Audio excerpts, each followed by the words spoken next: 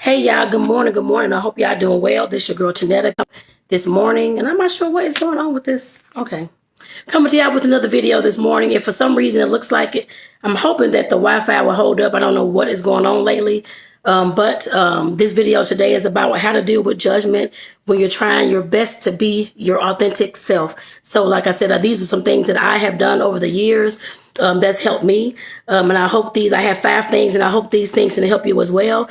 Because I know for me, when I was, of course, I did a video yesterday about why it's important to speak your truth and that kind of thing. And I know when I started doing my live videos, like I said in that video, let me see, back in 2017. So I guess that was 7 years ago.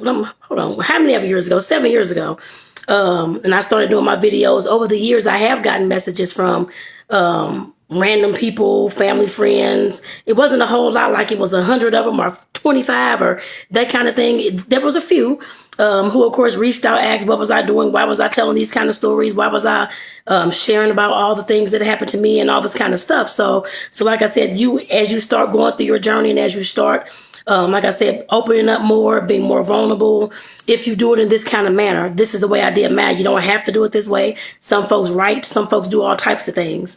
But like I said, for me, mine was on video just like this, on Facebook, on social media, wherever it was.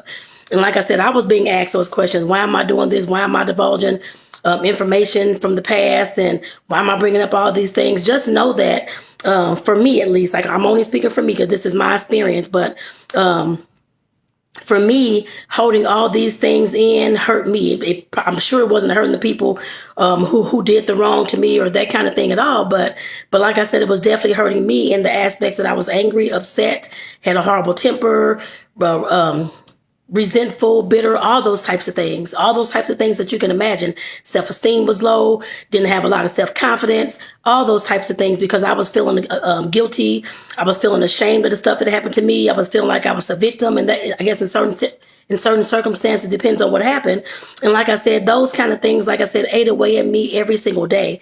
Like I said, the folks who did whatever the wrong was to me, they're long gone, weren't thinking about it no more. But I was the one that was suffering. Of course, I didn't even say the forgiveness. I hadn't forgiven anybody at all. Like I said, all those things was eating at me for years and years and years until I decided to do something about it. Yes, I was writing posts and that kind of thing as well. But when this video came, I guess when video on social media came along, I used that as my opportunity to, of course, like I said, to voice my story, to speak my truth and those types of things. Like I said, that's the arena that I chose. You don't have to choose this arena at all. But like I said, this is what I chose. And like I said, as I went through, like I said, I did get either text messages. I didn't get a call, but I got text messages or our social media messages, DMs. Like I said, from folks asking, why am I doing this? Why am I talking about these things?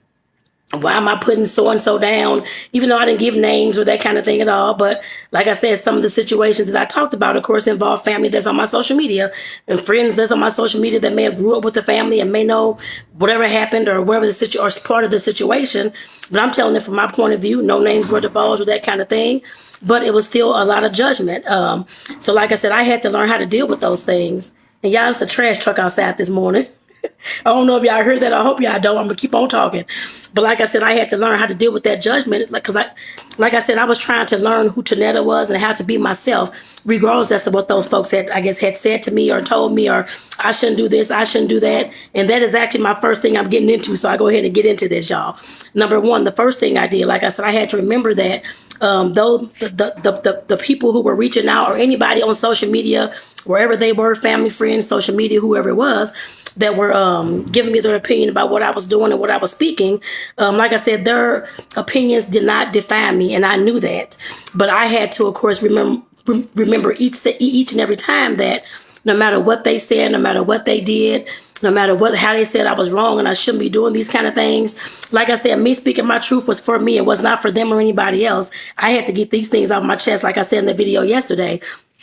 And like I said, regardless as to whether whoever did not agree with what I was doing, I knew that their opinions did not define me. I had to, well, I knew in a sense, but of course, I kept on going anyway. And I had to tell myself every video before I got on video that whatever, if anybody else reach out to me about, I shouldn't be talking about my past, or I shouldn't be talking about the things that happened to me, or things that happened in the family, or whatever it was. Like I said, I had to realize and know that what I was doing was for myself and not for them, and that it was okay. Like I said, regardless as to what their opinions was, I had to know, and I had to keep telling myself that their opinions, their judgment, their whatever else did not define me. So I'm telling you the same thing as well, because I know some of you may want to do a video journey. Some folks may want to do a writing journal, journey. And I do write, of course, different posts on social media as well, talking about things I've been through. I do that too. So like I said, I've gotten it both ways, but that's okay. Like I said, I know that whatever people are telling me, this is my choice to do, not their choice. And like I said, this is a process for me. This is actually, it's helped me heal a whole lot actually over the years.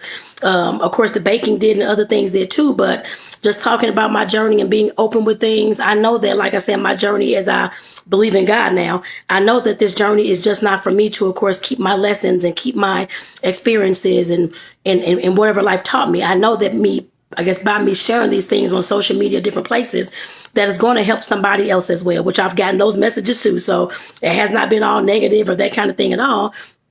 I actually just got a message this week from somebody. I don't know her. She stays here. I think lives in Arizona somewhere, I believe. Southern Arizona, somewhere over this way. But just letting me know that the video, of course, or in my posts were, of course, helping her and that kind of thing with the recent relationship breakup and that kind of thing. Like I said, I didn't know her from Adam, but of course she reached out and let me know how I was helping her. So, and that's been over the years too. Like I said, it has not been all negative, but I know those negative things, when people tell us negative things, or we shouldn't be doing this, we shouldn't be doing that, whatever the negative thing is, we seem to focus on that more. So like I said, I know I've gotten some positive ones, and the negative things, like I said, I know that I'll continue to get those, and that is fine. But I know that those things, like I said, don't define me, but the positive things will. I know that for a fact. So number 2, and this kind of goes into what I was just saying, to focus on the approval of those who truly matter. We all have people in our lives that we, of course, value their, I guess we do value their opinions and their and what they have to tell us, and their feedback and their constructive criticism. We do have people in our lives like that. No, it's not going to be everybody. I know I have people in my life like that too. And no, it's not everybody across the board at all, because we know that some folks gossip. We know that some folks only want the tea just to spread it around and talk about you and those kind of things. I know I have those trusted individuals that I will share stuff with, and that's the only ones I'll be vulnerable, I guess, more open, vulnerable with, and those kind of things. And like I said, I trust their feedback. And like I said, once you, of course, start going on a journey like this, or any type of thing, whether it's at work or whatever you're doing, just know that focus on the approval of those who matter to you. Don't focus on the approval from those who you know are just messy people.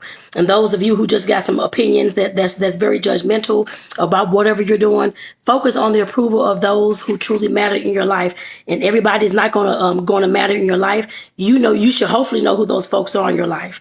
Like I said, over the years I had to learn that as well, not just to focus on this person or that person, but the opinions of the people that I feel that truly matter, and that's going to give me the type of advice I need in order for me to move forward, or in order for me to better think about what it is I'm doing before I take that next step. I guess I put it that way. So like I said, that's what I do with my life. But like I said, you can choose how you want to choose. But like I said, that's something that helped me as well. Number 3, as far as the self-confidence, building self-confidence through positive affirmations, it wasn't just through positive affirmations for me. Yes, I had those things that I went back to, the positive quotes and the affirmations and that kind of thing as well. But of course, like I told you, I was journaling. I've been journaling since like my mid-20s. That's been over like 20 years. I'm 48 now, so I guess 20-some years now as I think about it, actually. So, and actually since I was a kid, I was journaling too, but I don't know what happened to those journals over the times. We had kept moving and that kind of thing. My stuff was being lost or thrown away. I have no idea where they are, but I'm sure somebody got some great stories out of my journals if they found them. But like I said, I just didn't use the positive affirmations. I used the journaling. To me, it's like more of like a brain dump, getting all the stuff out of my head, whether that's overnight, I guess like when I get up in the morning or before bed, getting all the stuff that I was thinking about out of my head onto paper. And of course, that included me being intentional about writing out my gratitude list every day. At least 10 things that I'm grateful for, thankful for, regardless as to what's going on. Somebody could have just passed away or could have had a bad car accident or whatever it is. I was still writing out the 10 things that I was grateful for every day, every time I started writing and journaling. And I still do that now. I'm looking over in my bookcase. Let me see. 1, 2. I got about 6, 7. I got one on the floor, so I guess about 7 or 8 journals that I've been writing through the last few years. Actually, the one on the floor that I've been writing, that's just recent. Well, what? I guess since last year, maybe, or earlier this year, probably earlier this year.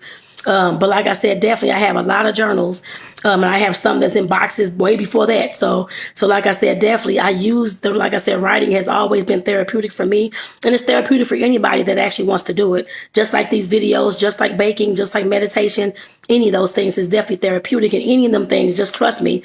Exercise, I do qigong, I do every once in a while I do a yoga, that type of thing.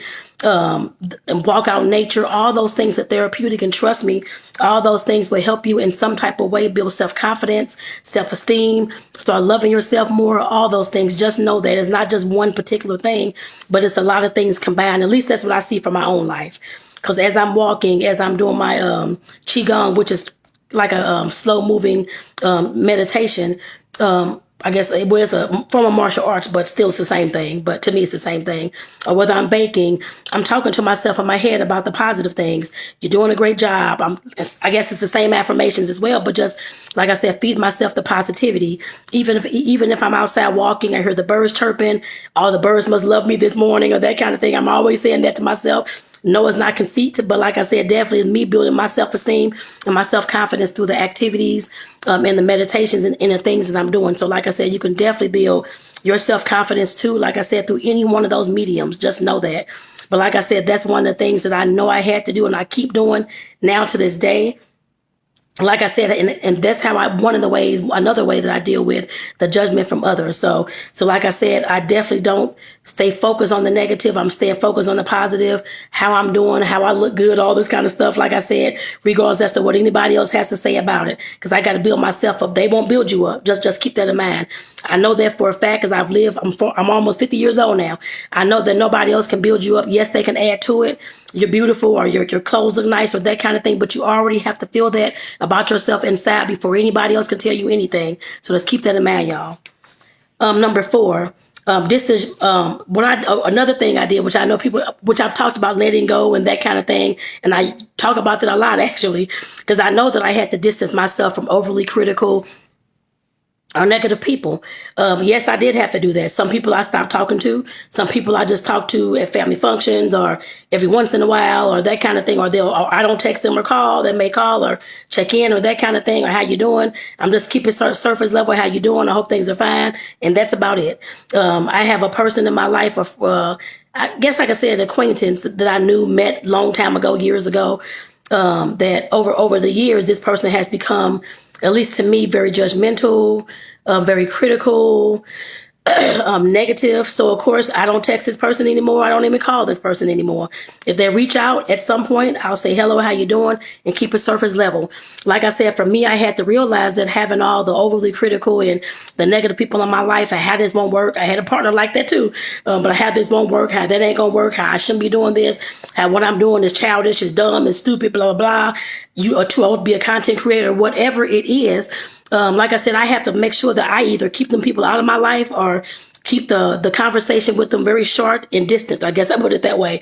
What I know is throughout the years, I used to hear my elders talking about when I was growing up, how you can love somebody from a distance. And I had no idea what that meant. I know what it means now, but going through life, I had no idea what that meant. I kind of knew what it meant. I guess loving people from a distance and not seeing them every day is what equated to me. I knew that was kind of on that path as well, but I understand that the reason why you do those types of things is if you have people in your life that's not good for you. And like I said, that's not good for you mentally, physically, or emotionally.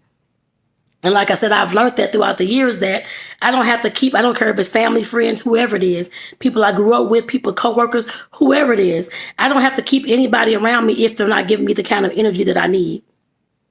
And yes, I know at some points in my life I felt lonely and this kind of thing, but I had to realize I was doing this for me and not for them. I don't need, I'm trying to build myself up to the most positive or the best person that I can be. And of course, like I said, learning how to be myself. And I did not need these people around me who were always judgmental, critical, being negative, how this ain't gonna work, how that ain't gonna work, how this is dumb, how what I'm doing is stupid. I didn't need all that. I did hear all those things too, actually. But like I said, I didn't need those things. So like I said, I had to learn how to love from a distance. And like I said, that's what I mean by distance yourself from those overly critical and those negative people. You can love them from a distance if you want to even keep them in your life. Like I said, I had to let some of them go totally. I don't know, I guess someone blocked me, whatever it was. I could care less. But like I said, I had to learn how to protect my own peace.